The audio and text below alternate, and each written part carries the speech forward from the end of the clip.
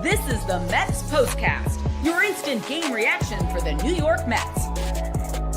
Part of the Locked On Podcast Network. Your team every day. Another day, another blowout loss for the New York Mets at the hands of the Philadelphia Phillies. This one, an 11-3 loss. The Mets have now lost 5 games in a row, holding on to just a small, tiny 2-game lead for the third and final wild card spot in the National League. Welcome in to the Mets Postcast here live, the Locked On Mets YouTube channel, the Locked On Mets podcast feed. Your Postcast host, Chris Schubert, lifelong Mets fan, here with you after each and every Mets game throughout the course of the season. And I'm sure most of you feeling the same way that I'm feeling tonight. Mets team in free fall. Seems like that everything that can go wrong for this team is going wrong right now. And it comes down to one simple statement. The Mets right now are broken. This is what you'll be talking about. Mets need to play perfect baseball right now. It's just that simple. With the way things are going, the Mets need to play perfect baseball in order to win. Sometimes throughout the course of the season, maybe your pitching isn't all there. Okay, the bats will back you up. The bats maybe not firing on all cylinders. Okay, the pitching, the bullpen will back you up. Right now, the Mets can't get anything to go their way. They are right now in the middle of yet another stretch in which their offense has gone missing outside of one guy. And their pitching, if it's not Nolan McLean, Jonah Tong, or Brendan Sproat, they're not getting what they need from their starters. You don't need me to read you any of the stats from tonight's game. You didn't even need me to tell you what the score of tonight's game is. This is a vibes thing for the New York Mets. Since those 2 games in Detroit where they scored all of those runs, this has been a different baseball team. And not a good baseball team, a different baseball team that has been a bad baseball team. Since June 13th, one of the worst 5 records in the sport belonging to the New York Mets. Win percentage barely over 400 in that time span. They just haven't been a good baseball team. And we kind of convinced ourselves, and I think rightfully so, that in August into the first week of September, when the offense was doing everything that they needed to do in order to help this team win, you could see it. You could paint yourself a picture. You can see how this team could get into the postseason. You could see how this team could make noise in the postseason. You watch this version of baseball. You watch this offense. You watch these starters. You watch this bullpen right now outside of Edwin Diaz. How do you expect this team to win a playoff series? How do you expect this team to win 1 game in the postseason? It just feels like everything is difficult for this team. They've got Jose Siri coming in to play center field because they're getting nothing from Cedric Mullins. Tyrone Taylor on the shelf. They had to bring back Jose Siri to play center field to just try to do something. Luisana Acuna might go out there and play center field because they need something. They need a spark. Francisco Alvarez feels like it was a major mistake to bring him back into this lineup. One of the worst fears I had about bringing Alvarez back from both hand injuries, even the first hand injury, was he was hitting so well before he got hurt. You're worried that if he came back, he was a compromised player. And if he got into a bit of a funk, it would take away all of the good that he had done to get himself back. And that's exactly what we are seeing on a night in and night out basis. And you got Luis Torrens banged up. So you have to go to Hayden Senger as your backup catcher. The Mets are just running out of time. They're running out of games. And they're running out of options. They are just not playing good baseball right now. Everything seems difficult. Everything seems hard. Nothing is going their way. They're not creating their own luck. We didn't do a postcast last night. You got Juan Soto stealing third base on his own in a spot where you don't need to be stealing third. It just feels like everything for this team is off the rails right now, and there's no time left to fix it. This isn't the beginning of May. This isn't June. We're not pre-All-Star break. You've got, 16 games after tonight to try to hold off the San Francisco Giants? And I'm sorry, you can throw all the percentages you want at me right now. You can tell me how likely it is still that the Mets will make the playoffs because the Giants have to play a bunch of games against the Dodgers and the Mets get the Nationals and they finish in Miami. You can tell me all the reasons why the Mets will still hold on to that final playoff spot. This team's lost 5 in a row. This team looks like the team that was bad in June. This team looks like the team that was bad in July. This looks like the team that struggled in August. Remember when we would get on here and we would do these postcasts and we would talk about an offense that was completely missing? Remember those times? We're back. We had a nice little interlude there for 3 or 4 weeks from August to about the beginning of September. But we are back to being in that place where this offense, and the worst part is it's like a light switch. You just hit the light switch, the whole offense goes away. It's not just one guy here and one guy there. You expect that over the course of the season. You expect, okay, Francisco Lindor, let's just use him as an example. I don't want to put the spotlight totally on him, but we'll just use him as an example tonight. We know Francisco Lindor normally, first couple months of the year, it's a bit of a struggle for him. You know that. So you look to everybody else. Okay, not everybody's going to start slow. So who can step it up in Francisco's absence when he's trying to get going at the beginning of the year? And then when Lindor starts hitting, okay, this can be where Pete maybe takes a step back, or Juan takes a step back, or Vientos is trying to find it. And you kind of rotate through who's going through it over the course of the year. The last thing you need as a baseball team is everybody going through it. And guess what? Unless your name is Juan Soto, unless you're wearing number 22 on the front and back of your jersey, you're going through it right now. And it is leading to results like this. It is leading these games to be completely uncompetitive. And I'm not mad at this series because the NL East hopes are dashed. We knew that. We knew coming into the series it was going to require a sweep.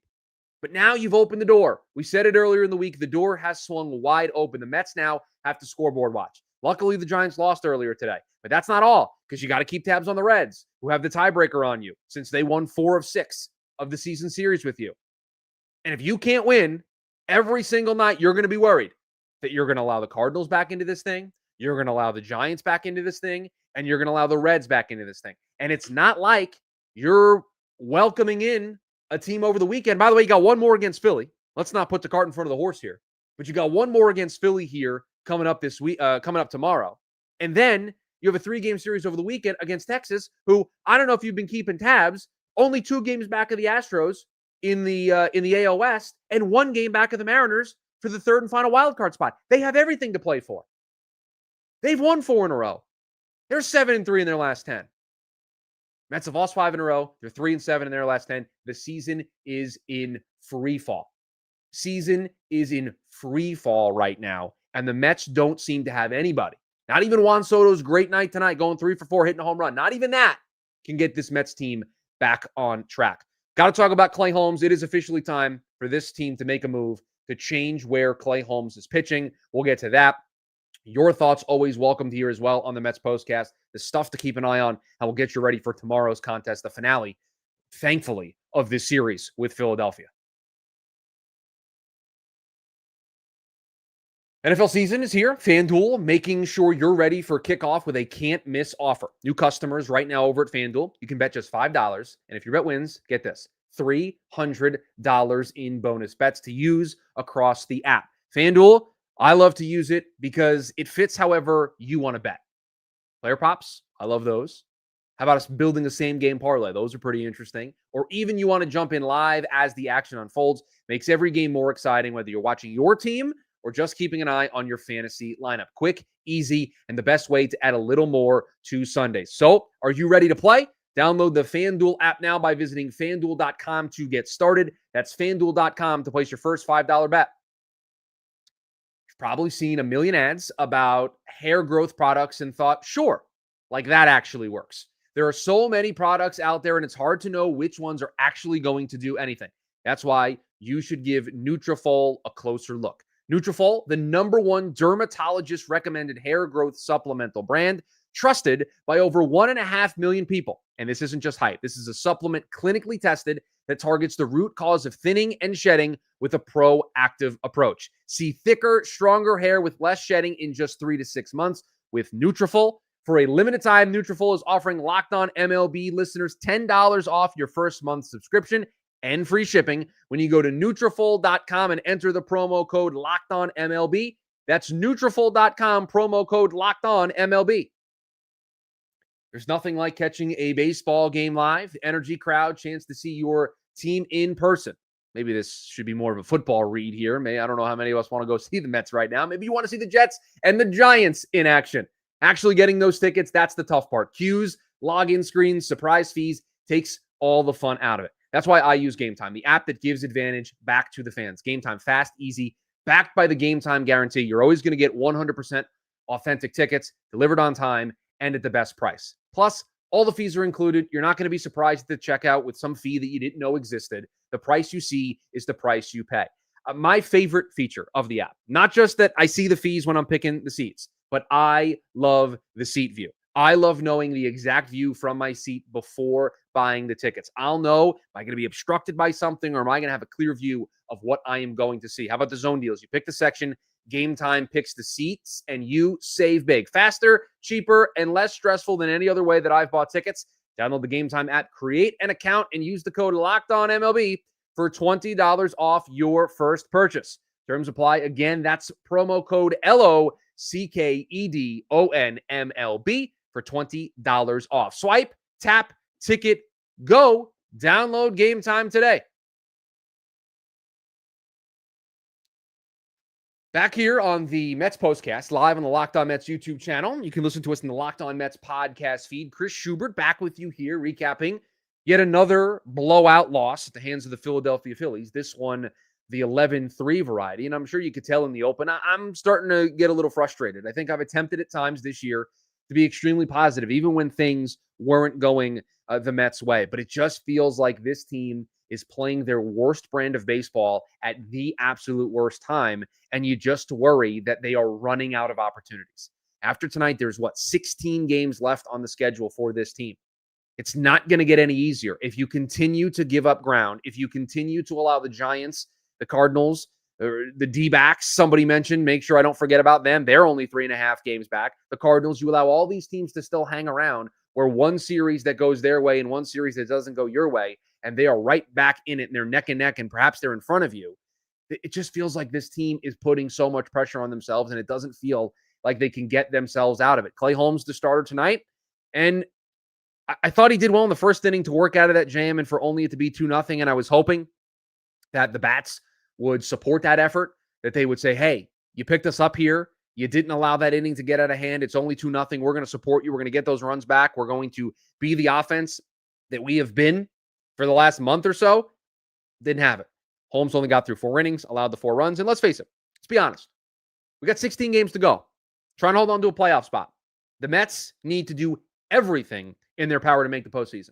And that includes moving Clay Holmes to the bullpen. You just can't do it. You can't put him out there on the mound knowing that either in the 5th inning it's going to fall off the rails, or when he hits 75 pitches, it's going to fall off the rails. I get it. They believe that he can be a starter for them. He was great in the first half of the year. And I don't think inherently he's a bad pitcher. But when you get to the ballpark, you show up to the ballpark as a team. You show up to the ballpark as a fan. You sit in front of your television screen, tablet, phone, however you're watching the game, or you're listening to the game on radio. You sit down, you watch. Everybody in the building knows. Everybody at home knows. Clay Holmes isn't giving you 5 innings. Clay Holmes isn't giving you 6 innings right now. You are not getting that type of effort from Clay because you just can't do it. He's hitting some type of wall. So the Mets just need to make this change. They need to move Clay to the bullpen and figure out what the best role is for him there. And utilize your 3 young starters. Hopefully David Peterson can pitch better tomorrow and give you some confidence that somebody other than the 3 kids can do something. I mean, you've got the 3 youngsters who feel like they're the well-traveled vets leading this team through a rough patch. Those are the 3 guys that we trust watching right now. It is insane that those three starters are the 3 starters that we believe the most in right now. Shouldn't be that way. Now, there's a lot of reason for that. Minaya has had an up and down year with injuries, and I feel like that elbow thing is really, the chips in his elbows are really bothering him. Kodai Senga was never the same coming back from the hamstring injury. They had to send him down. David Peterson, some bad luck's kind of just going against him. It just feels like everything around this team is in free fall right now, and you just don't. I think what frustrates most of us is you can't really see the way out, right? You can't see the pathway for them turning it around other than just the simple truth of, hey, could the offense do what it did in August? And if that offense shows up, great. You feel like you have a chance. Way too often this year, the offense that we saw tonight, the offense that we saw last night, the offense that we've seen really since the 2 games in Detroit, first 2 games where they scored 22 runs. And I keep mentioning that because that's kind of the peak of this. That's kind of when you saw, man, this offense is just, it's clicking. It's firing on all cylinders. It's an engine that just keeps on humming. And since, haven't had any of that. And it can be very frustrating to watch. And you've now lost 5 in a row. And you're holding barely to a 2-game lead. The other stuff to keep an eye on, we want to talk about Ryan Helsley giving up a home run. Do we feel like that's even worth a mention here on the show? I mean, what am I supposed to do with that? Gave up 3 hits, gave up 2 earned runs. Is Ryan Helsley's performance or lack thereof problem number 1, 2, 3, or 4 for this team right now? It's a problem, sure, because they don't have an 8th inning guy. Traded for a guy, and he's just not helping them at all. But if we were listing out the problems, look how far into the postcast it took me to get to Ryan Helsley being a problem. There's so many other things. The offense, the starting pitching, the injuries that have piled up for this team. There's just not a whole lot. There's way too more for me to get to before I get to Ryan Helsley's performance tonight. The offense has just been brutal. I mean, you look up and down. I said I wasn't going to do the box score thing, but I'm going to do the box score thing. Lindor 0 for 3. Vientos 0 for 3. Pete 1 for 4. Nimmo 0 for 4. Alvarez 0 for 3. Siri 0 for 2 with 2 strikeouts. I mean, does Jose Siri look like somebody that should be helping this team out right now? And this is not a shot at Jose Siri. He probably shouldn't be in this role. He should not have been brought back and thrusted into this role. It's just unfair. This goes back to Tyrone Taylor being hurt. Brent says, I'm reaching the point where frustration has turned to pure and utter anger because I'm not seeing any effort. The at-bats seem lifeless. The at-bats seem they are lacking energy.